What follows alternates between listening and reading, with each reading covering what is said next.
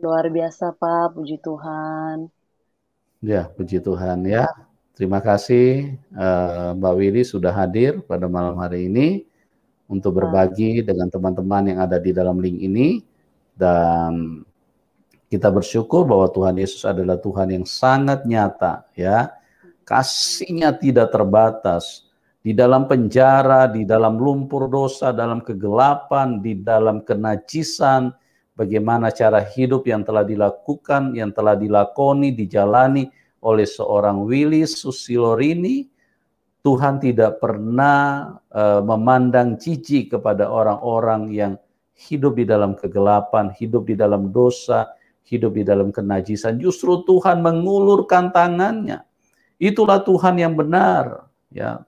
Tuhan yang baik, Tuhan yang selalu merangkul, bukan memukul. Tuhan yang selalu ingin menyelamatkan, menghidupkan, bukan membunuh.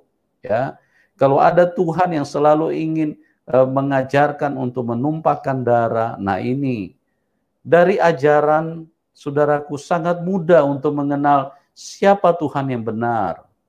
Dari ajarannya sangat mudah, ya. Berikan dirimu diselamatkan teman-teman. Saya mengasihi Anda. Karena Tuhan Yesus baik, Tuhan Yesus mengasihi kami. Tuhan Yesus mendorong kami supaya kami bisa berbagi kasih dengan siapapun. Oleh sebab itu, saya tidak berpanjang kata lagi, kita sudah bersama dengan narasumber, Willy Susilorini. Beliau akan menceritakan bagaimana Tuhan Yesus yang dahsyat itu mengubahkan kehidupannya sehingga dia menjadi percaya dan menerima Tuhan Yesus sebagai Tuhan dan Juru Selamatnya. Oke, Ibu Wilis, waktu dan tempat saya serahkan kepada Anda. Silakan. Terima kasih, Pak Yusuf, untuk waktu dan kesempatannya. Shalom, selamat malam, saudara terkasih dalam Tuhan. Saya mengucap syukur pada malam hari ini saya boleh diberi kesempatan untuk memberitakan kesaksian tentang Tuhan Yesus yang sangat luar biasa yang ada di hidup saya. Semoga kesaksian saya ini menjadi inspirasi dan semangat untuk saudara-saudara terkasih semuanya untuk lebih dan lebih lagi di dalam Tuhan. Saya ingin menceritakan tentang kehidupan saya dari awal, dari kecil, saya hidup di agama Muslim, Islam, yang sangat patuh dan taat dengan ajarannya. Saya hidup, saya lahir dengan dua bersaudara. Saya berjalan dengan kehidupan agama Islam dengan baik. Saya rajin sholat, saya diajarkan mengaji, bahkan dulu itu saya sangat pintar sekali ngaji, sangat pintar sekali membaca Al-Quran. Sholat dari kecil tidak pernah saya tinggalkan. Berjalannya waktu, saya berumah tangga, saya berumah tangga dengan suami saya yang pertama. Di dalam rumah tangga saya itu, saya mengalami banyak kepahitan di dalam rumah tangga saya. Saya berumah tangga dua kali. Yang pertama, saya berumah tangga dengan suami saya yang pertama mengalami kegagalan. Dia sering sekali memperlakukan saya tidak baik. Dia sering mabuk-mabukan. Dia sering judi. Dia sering main perempuan. Dia sering sekali memukuli saya dengan tanpa alasan karena kegilaannya dia, keegoisannya dia. Dia selalu senang dengan dunia-dunia perjudian, dunia-dunia mabuk, sampai saya akhirnya pernah juga di KDRT di depan anak saya yang pertama, saya dipukuli, sampai akhirnya saya memutuskan untuk berpisah. Awalnya saya sangat takut sekali untuk menyandang status janda di dalam kehidupan saya, karena saya pikir kalau seorang wanita sudah menyandang status janda itu sangat hina sekali. Hari demi hari saya lewati bersama suami saya yang pertama dengan penuh kesabaran dan kekuatan. Tapi lama-lama yang saya rasakan, saya nggak kuat karena sikapnya, perilakunya sudah kelewat batas buat saya. Sampai akhirnya saya memutuskan untuk bercerai dengan suami saya, tetapi eh, dia tidak mau menceraikan saya secara sah, karena kalau dalam agama Islam itu eh, harus ada cerai sah ke KUA dan itu akan kena biaya dan di situ kehidupan saya sama suami saya penuh dengan kekurangan sekali. Saya menikah di tahun 2023, pertengahan 2024 saya menikah. Setelah saya menjalani 3 tahun dalam pernikahan saya, hubungan saya sudah tidak harmonis dan saya sudah tidak bisa lagi menahan kesabaran saya karena perilaku suami saya yang tidak baik kepada diri saya. Di situ saya mulai mengalami kepahitan di dalam hidup saya dan saya akhirnya memutuskan untuk berpisah. Di dalam perpisahan saya itu, saya memiliki satu orang anak perempuan dan akhirnya saya berpisah. Di dalam perpisahan saya itu, di dalam status janda saya itu, saya selalu mengalami kepahitan, hinaan di lingkungan saya, di keluarga saya, karena kebetulan pada saat itu juga saya tidak bekerja, tidak menghasilkan apa-apa, sedangkan anak saya perempuan membutuhkan susu pada saat itu anak saya berumur 5 tahun dan dia masih sekolah TK. Saat itu saya benar-benar nggak tahu arah tujuan saya harus kemana, sedangkan keluarga saya juga terlahir dari keluarga yang kurang mampu. Saya harus menafkahi anak saya. Orang tua saya selalu menghina saya dengan keadaan saya yang seperti itu, tidak bisa menghasilkan uang. Dan saya akhirnya memutuskan untuk pergi dari rumah. Saya pergi dari rumah dengan misi, dengan ambisi, dengan marah saya, dengan kepahitan saya. Saya saya mempunyai ambisi kalau saya harus bisa bertahan hidup dan saya harus bisa menghidupi anak saya. Saya akhirnya memutuskan untuk keluar dari rumah. Saya keluar dari rumah, meninggalkan anak saya. Saya harus meninggalkan anak saya terlebih dahulu karena saya belum tahu arah tujuan saya kemana. Di situ saya mengenal dunia-dunia bebas. Di situ saya kesana kesini, nggak jelas tujuan saya. Saya berteman dengan dunia-dunia bebas, dengan teman-teman yang nggak baik. Di situ saya sering mabuk. Di situ saya mengenal narkoba. Di situ saya mengenal dunia kriminal, segala kejahatan yang tadinya saya nggak tahu. Saya jadi paham, bahkan saya melakukannya. Di situ saya mulai kenal teman-teman yang tidak baik. Saya mengenal teman-teman yang jahat. Saya sering nongkrong di terminal agar saya mendapatkan uang. Saya bantuin teman-teman saya jual narkoba. Saya coba minum-minum biar saya bisa melupakan semuanya, segala kepahitan hidup saya, segala kepenatan hidup saya.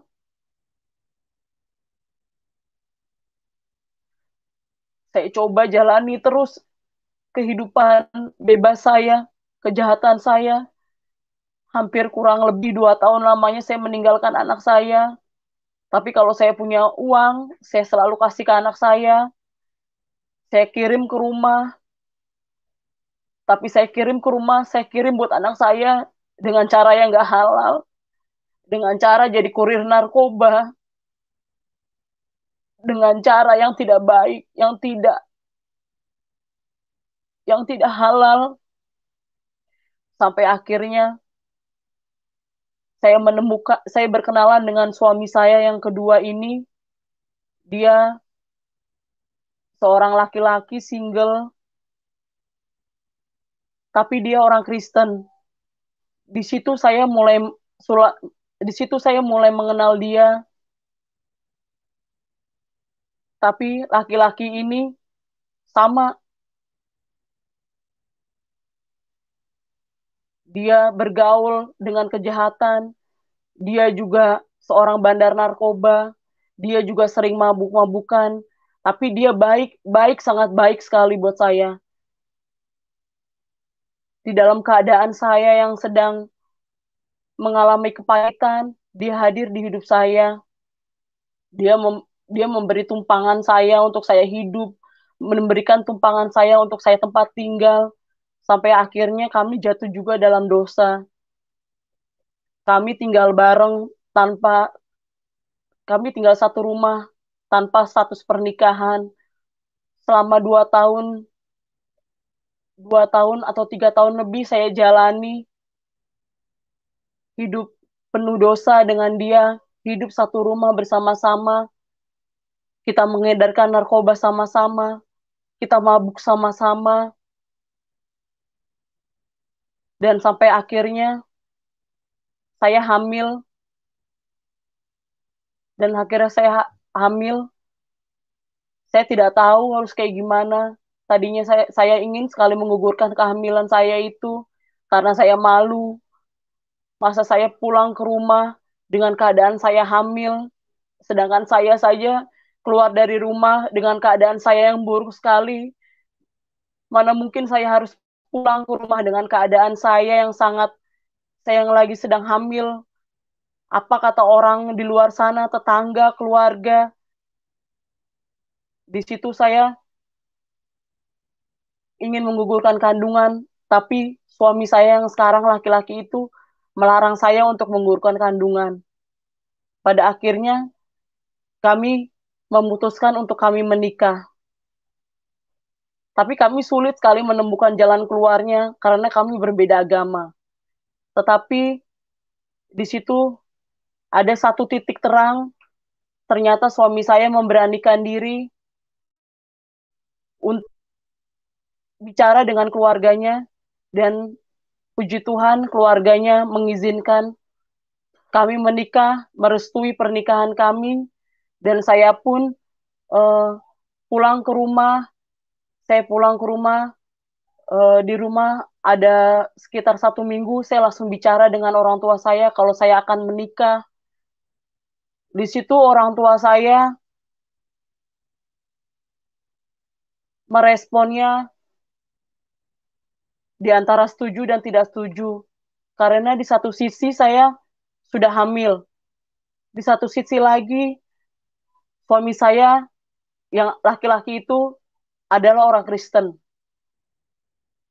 Dan akhirnya mereka merestui juga, tapi saya punya saudara satu, dia sama sekali tidak merestui hubungan kami. Sampai sekarang pun dia masih keras hati tidak mau merestui hubungan kami. Dan akhirnya tanggal tanggal 27 Februari tahun 2011 kami menikah di suatu gereja GBI di daerah Bekasi. Kami menikah secara Kristen di situ. Di situ saya menikah sendiri, hanya dihadiri oleh bapak saya karena keluarga saya tidak ada yang setuju. Di dalam pernikahan saya dengan suami, saya memutuskan untuk hidup baik-baik, hidup dalam pertobatan, karena kami ingin memperbaiki kehidupan kami. Berjalannya waktu, kami menikah, kami mengontrak di kontrakan yang sangat-sangat sederhana, dan suami saat itu banting setir untuk kerja yang baik dengan cara menjadi supir angkot. di daerah Bekasi. Berjalannya waktu, kami hidup kami hidup di dalam kehidupan kami, di dalam kesederhanaan kami melakukan kehidupan selayaknya orang berumah tangga, dan kami sering ke gereja. Tapi di situ suami saya jarang mengajarkan saya tentang kekristenan.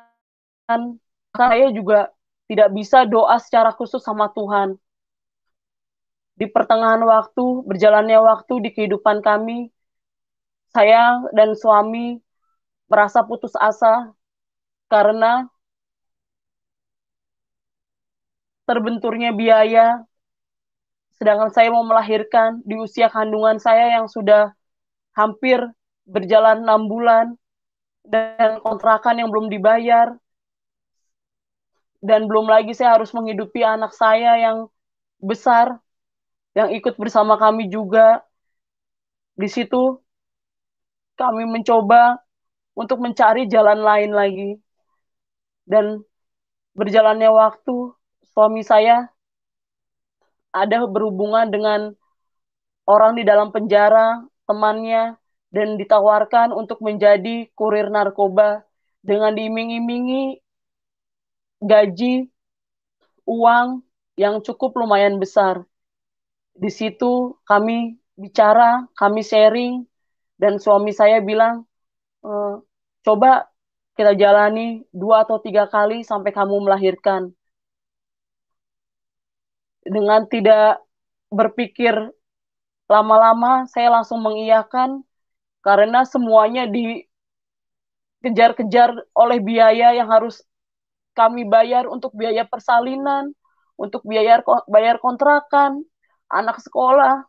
Akhirnya saya mengizinkan suami saya untuk bekerja narkoba kembali.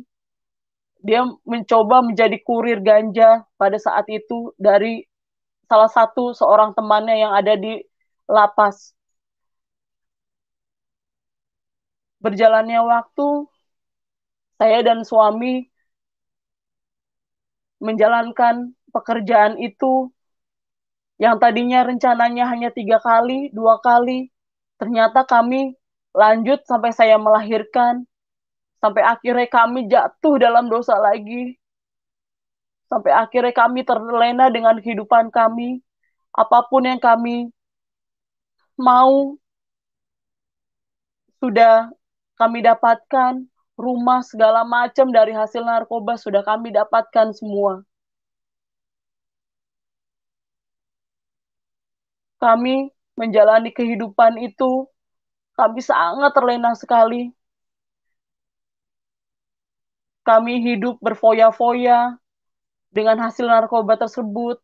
Kami keluar masuk diskotik, sampai kami memakai narkoba lagi. Karena pada saat itu, kalau kita menjadi kurir narkoba itu, kita juga harus merasakan untuk mengetes barang itu, bagus atau tidaknya. Jadi mau nggak mau, kami harus merasakan, kami harus mencicipi narkoba itu lagi. Kami terus memakai narkoba, kami terus menjalankan kehidupan menjadi kurir narkoba dengan terus-menerus sampai kami memiliki segalanya, sampai kami terus jatuh dalam dosa, kami ke diskotik, kami berfoya-foya, sampai kami lupa dengan ke gereja, kami lupa dengan segalanya. Dan akhirnya pada tanggal 27 pada tanggal 27 November tahun 2014, kami tertangkap oleh salah satu instansi kepolisian.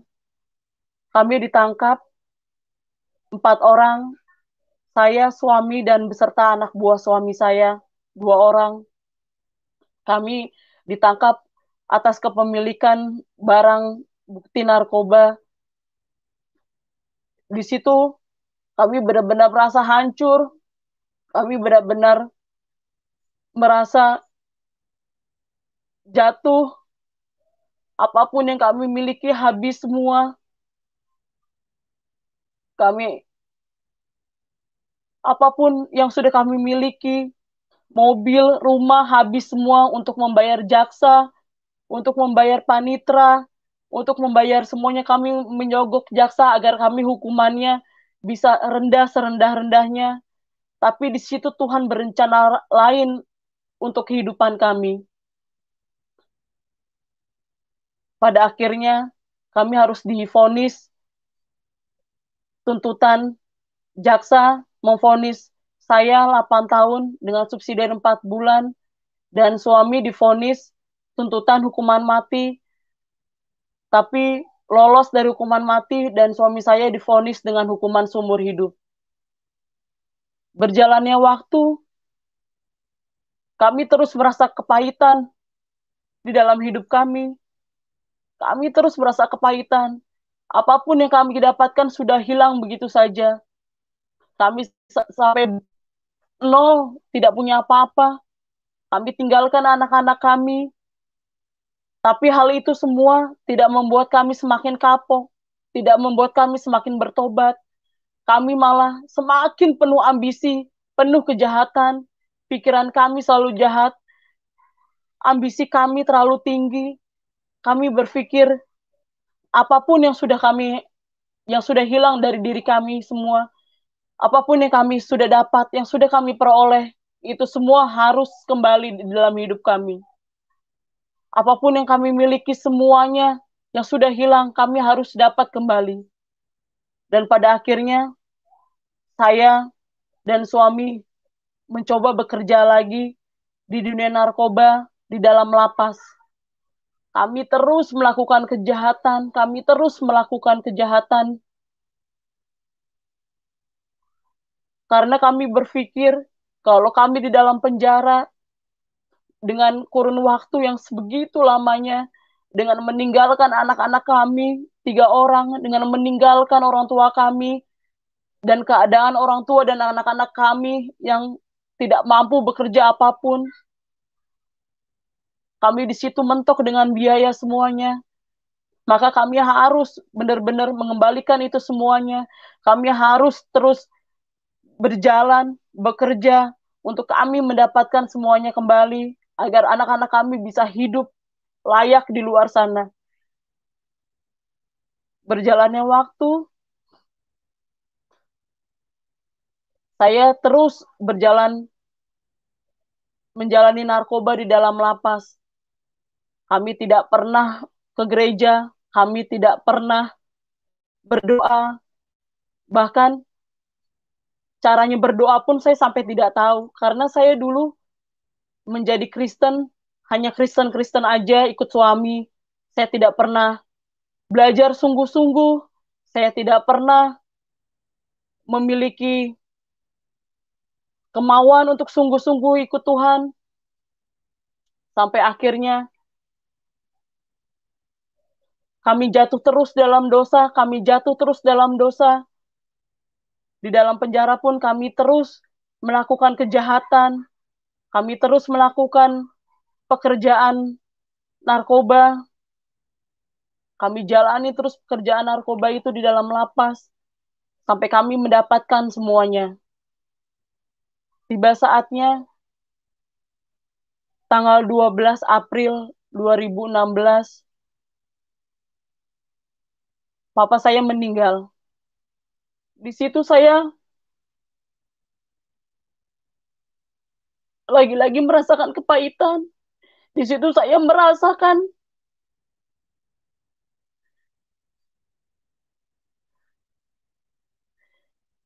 bahkan saya mau melihat jenazah bapak saya pun, walaupun saya punya uang, tapi uang saya tidak berarti. Saya terus mengalami kepahitan. Di situ saya sangat merasa apapun yang saya punya tidak berarti.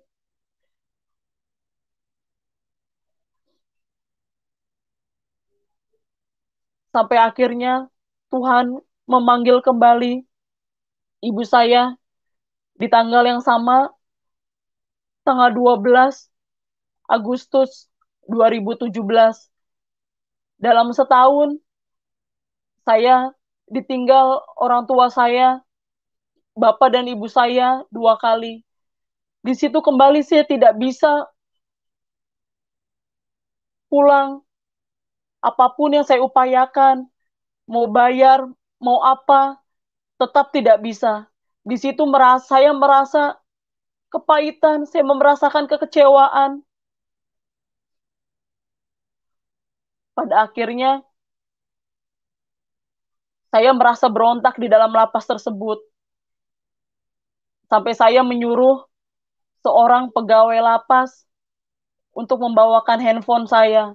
Saya saya sogok pegawai lapas untuk untuk membawakan handphone saya dengan tujuan saya agar saya bisa berkomunikasi dengan baik dengan anak-anak saya dan agar saya juga tetap bisa menjalankan bisnis narkoba saya di dalam lapas dengan baik, dengan mudahnya.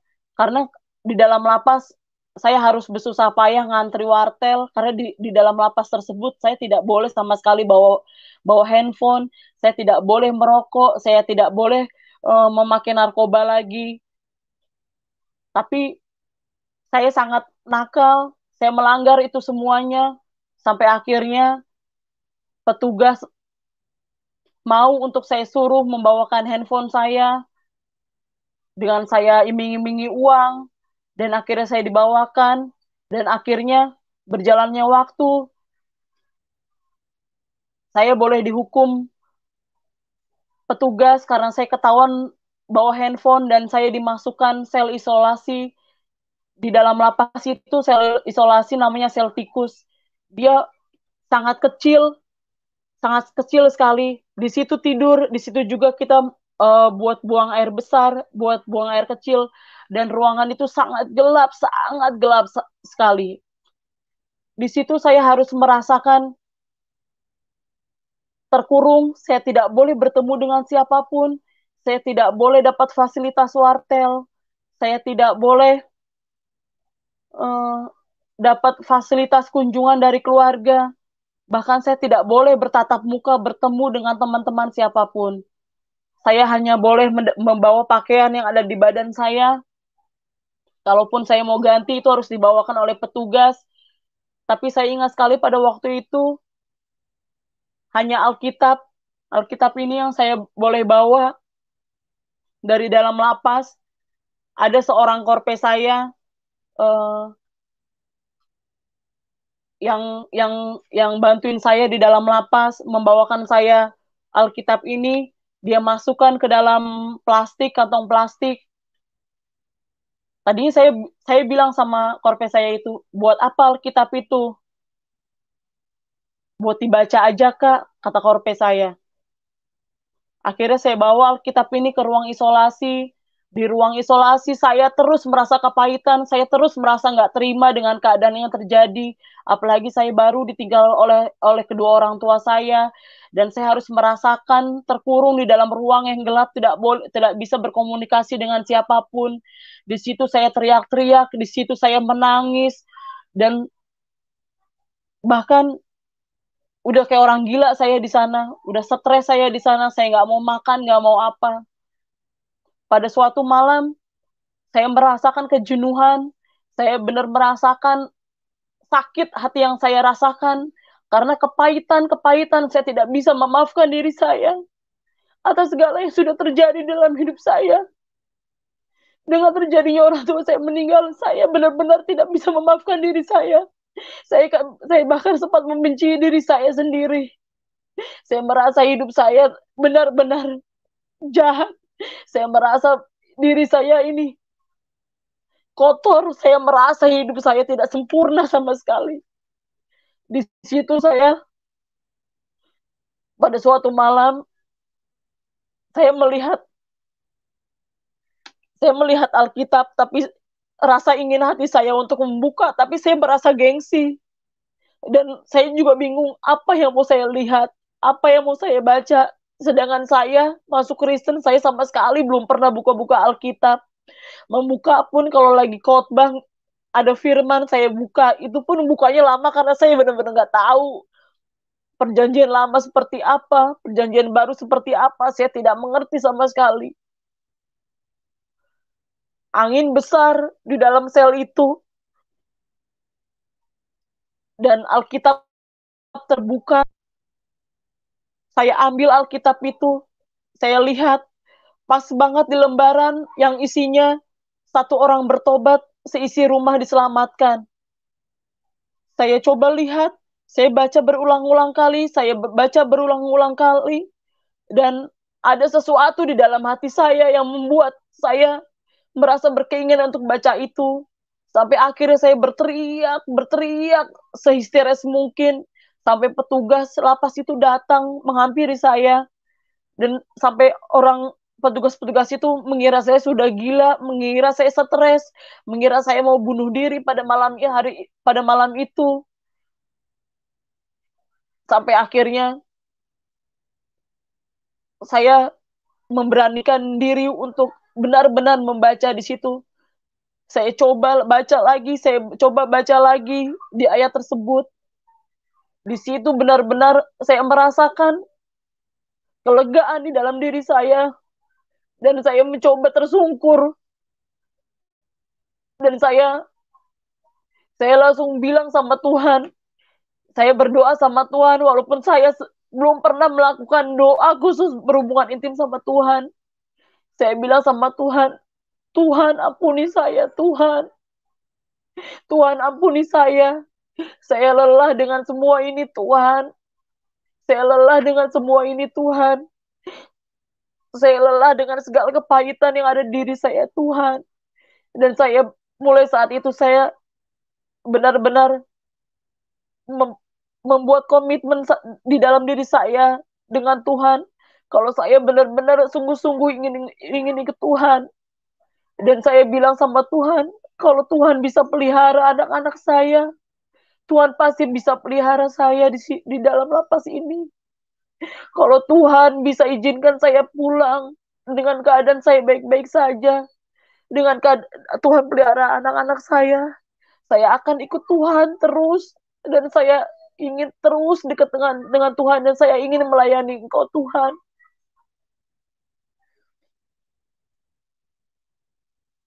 Sedikit demi sedikit, rasa sakit yang saya rasakan, rasa kepahitan yang saya rasakan, sedikit demi sedikit terkikis. Sampai akhirnya saya boleh keluar, saya boleh bebas dari dalam ruang isolasi tersebut. Saya keluar, saya langsung menghubungi teman saya.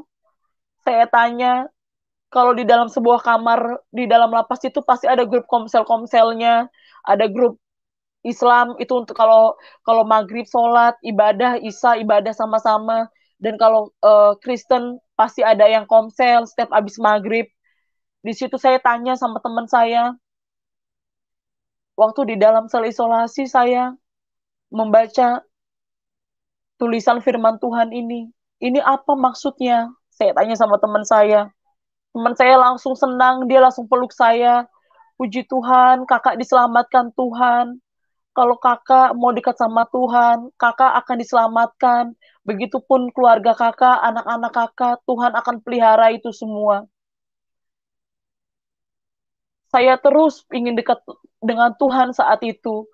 Dan saya ingin menghubungi suami saya pada saat itu. Tapi kalau di sana, kalau baru dapat uh, hukuman di selti, di ruang isolasi itu, dapat hukuman disiplin namanya hukdis. Kita tidak boleh komunikasi lewat wartel dengan siapapun selama 3 minggu atau sebulan, sesuai dengan tingkat hukumannya masing-masing. Kita tidak boleh terima kunjungan dari keluarga atau siapapun selama 3 minggu atau 1 bulan.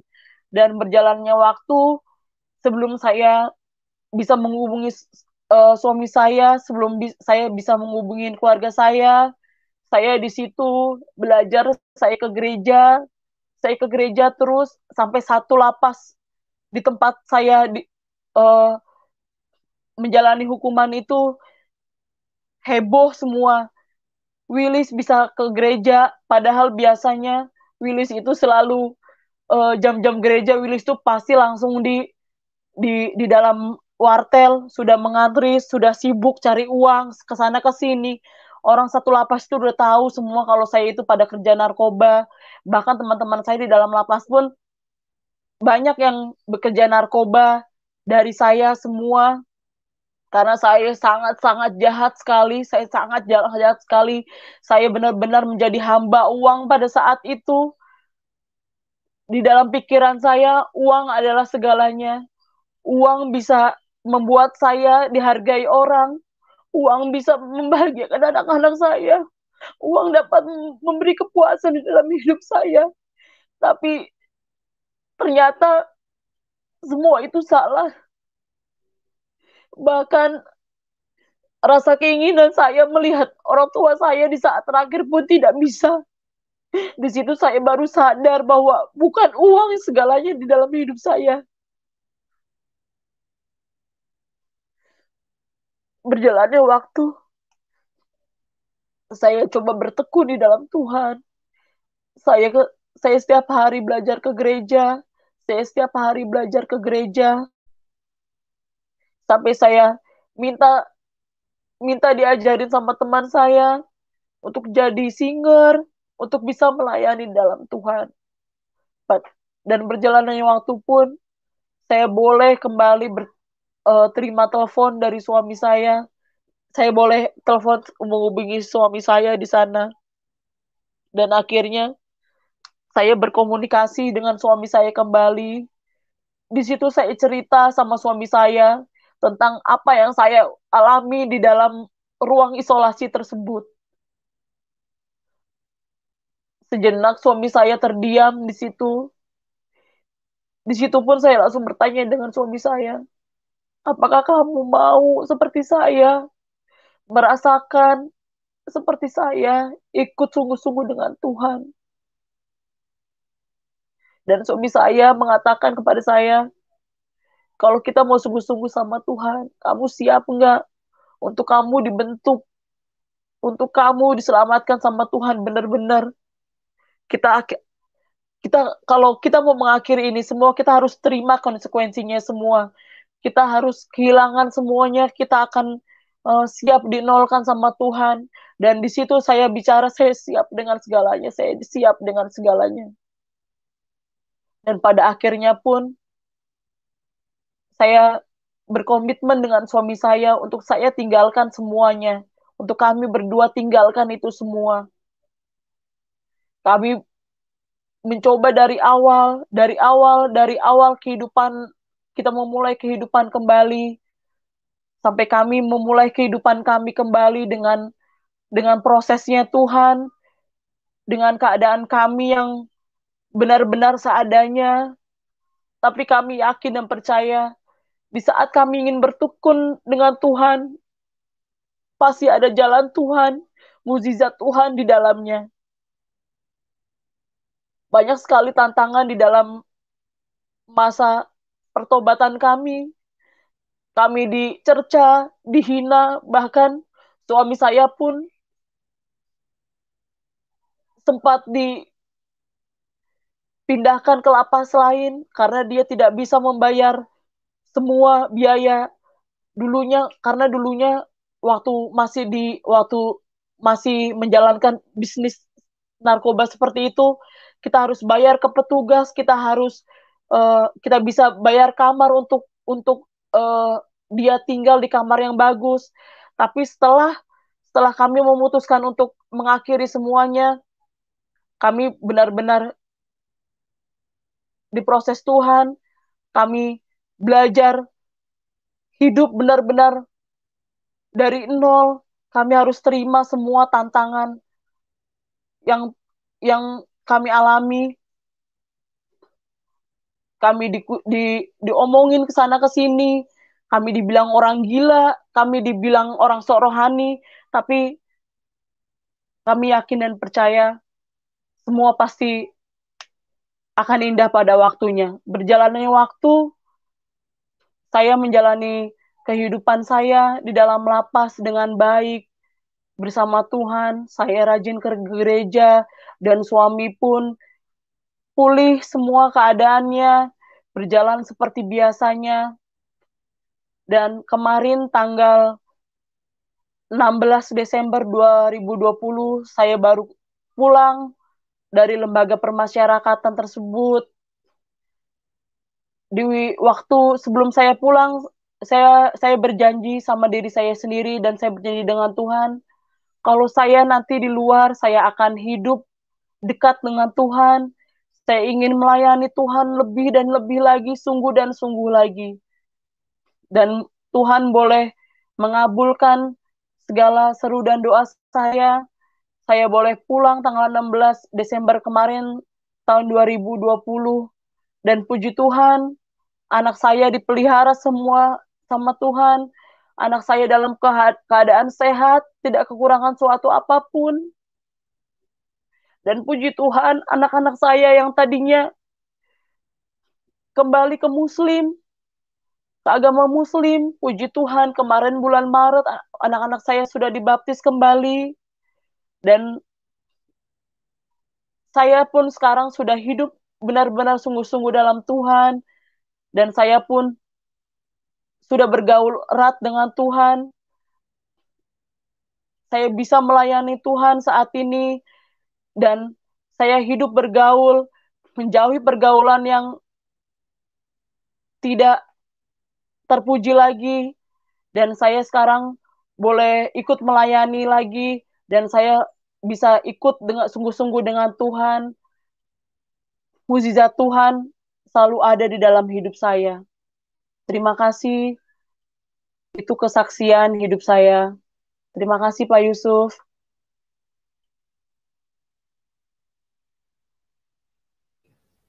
Ya, puji Tuhan, kita sudah dengar kesaksian yang luar biasa bagaimana Tuhan Yesus mengubahkan seorang Willy Susilo Rini, ya. Tadinya dia hidup di dalam kegelapan, terlibat dengan kegiatan-kegiatan yang sangat berbahaya dan juga memalukan, di mana artinya melakukan tindakan-tindakan yang sangat tidak baik, ya, yaitu melakukan membantu menjadi pengedar daripada narkoba, dan ada berbagai macam lagi hal-hal yang telah dijalani oleh beliau. Dan Tuhan Yesus itu adalah Tuhan yang baik, sehingga Tuhan Yesus datang menyatakan kuasanya kepada Ibu Willis. Ya, kita melihat di sini bahwa satu bukti yang nyata, Tuhan Yesus itu bukan huruf-huruf yang dibukukan, tapi dia firman yang dibukukan, yang ditulis. Oleh sebab itu, setiap orang yang membaca firman, kalau dia orang pilihan Tuhan, itu firman, huruf-huruf itu ada kuasa. Di mana tadi kita sudah mendengar waktu beliau baca, kuasanya begitu nyata sehingga Ibu Willis ini mengalami jamahan Tuhan, sukacita yang luar biasa, sehingga orang tidak memahami itu. Mungkin orang berpikir dia sudah gila atau mengalami hal-hal yang kesurupan atau dan lain-lain.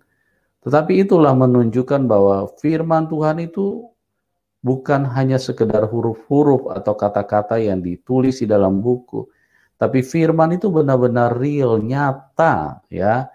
Firman itu bisa bergerak dan mempengaruhi hidup siapapun. Yang pertama, tentunya Anda adalah orang pilihan Tuhan. Karena sekalipun Anda belajar, sekalipun banyak orang ingin mencari tahu, tapi kalau mereka bukan orang pilihan Tuhan, mereka tetap tidak akan memahami, karena iblis akan terus membodohi mereka. Jadi kalau mereka baca firman, mereka baca Alkitab, maka mereka hanya mencari-cari apa yang di dalam kebodohan mereka, ketidaktahuan mereka, mereka memutarbalikkan dan menyampaikan dengan penjelasan yang sangat bertolak belakang dengan kebenaran itu sendiri.